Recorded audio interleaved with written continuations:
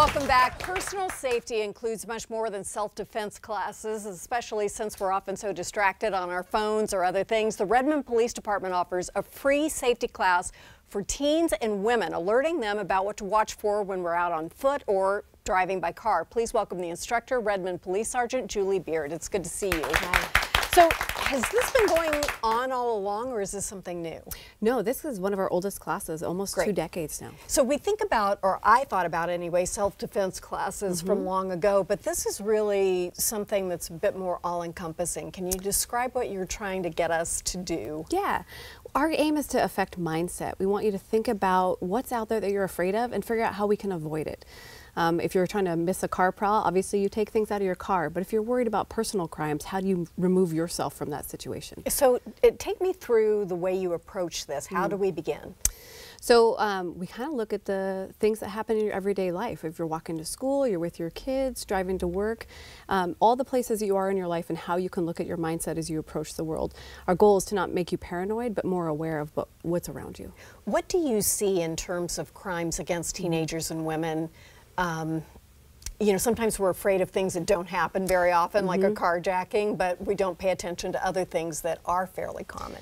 You know what I think shocks most people is that domestic violence crimes are happening younger and younger. So we talk a lot about how to look for that in your friends and your daughters and your nieces, right? We look at property crimes are really the biggest thing in the Pacific Northwest, right? Your car might get stolen or the things in your car. So we talk about person crimes, but they're really not that common around here. So we talk about how to avoid them, but really the more common things that you are going to see around you. So what would you suggest if you're dealing with a teenager, for example, and they may never have thought about being the victim of a crime? You know, they're just busy going to school, leading their lives.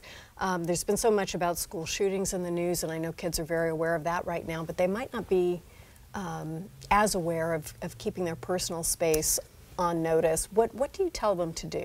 We talk about how it's okay to own your own space, right? A lot of times in society we're told to be calm and quiet and just let things happen around us, but we talk about how it's okay to put your hand up and say, hey, in the grocery line, you're a little too close to me. Or, hey, person who's trying to reach into my purse and steal something right now. If you're paying attention to what's going on around you, you're going to see those people sneaking up and trying to take your phone or your wallet, because those are the crimes that are more likely to happen around us here. And you can hold your space.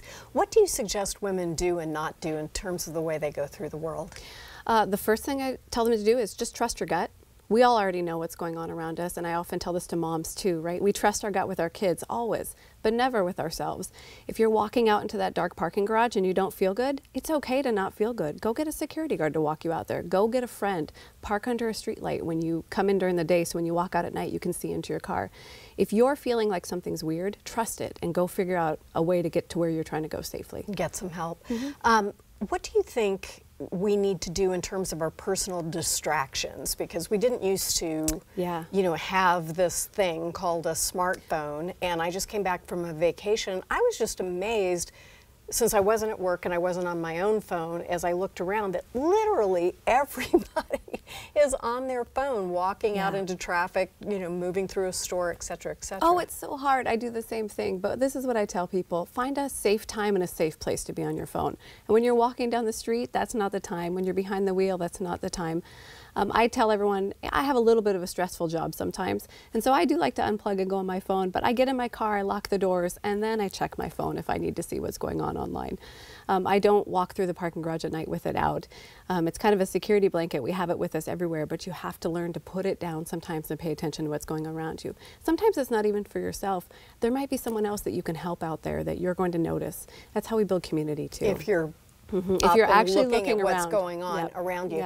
How has this approach to safety evolved over time? So one of the things that I'm most proud of, I co-teach this class with another sergeant, Anne-Marie Fine, and we've used a lot of the cases that we've investigated to build this class out. We talk about things that have happened in Redmond and on the east side to build our curriculum. So, can you give us an example? Yeah, so something you don't often think about.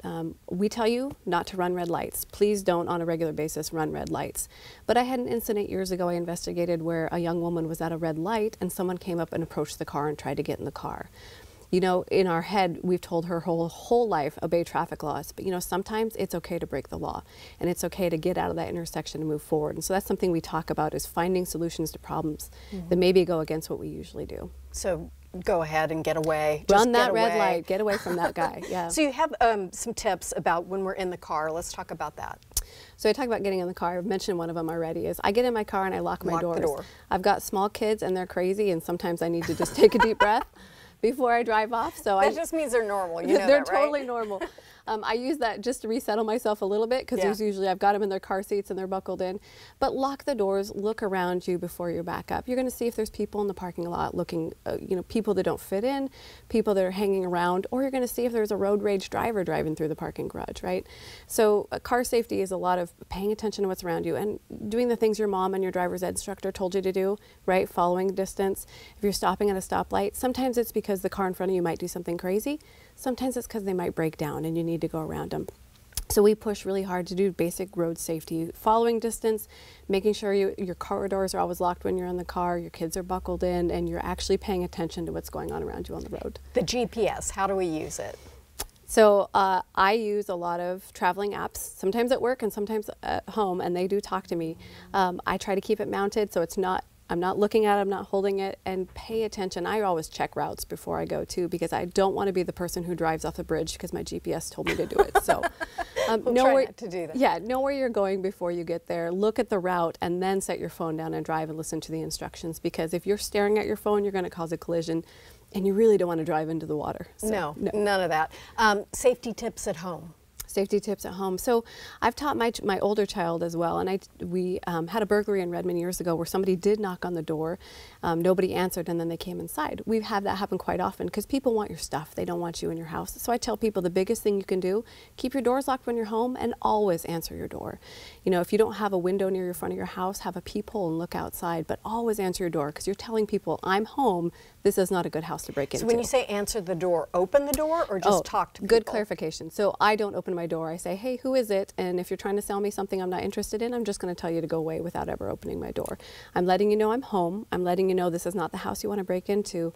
And I'm also letting you know that I'm watching what you're doing. So do these video doorbells work for that? They work great. Actually, we've gotten some good info on package thefts from them. A lot of people who are remotely can make it look like they're home if they're able to answer from far away. So I'm not going to endorse one single brand, but I'll tell you we've gotten some great footage from the video doorbells. Really? Oh, I hope you'll come back and show some of that. Can I'd we love catch to. people in action and show people's pictures? Especially around Christmas. Help me get those package thieves. Yes, absolutely. Thank you so much. Appreciate you. it. If you're interested in attending the free women's personal safety class, it takes place on March 28th from 6 to 8 p.m. at the Redmond Police Headquarters, and there are details on our website. We'll be back in just a moment.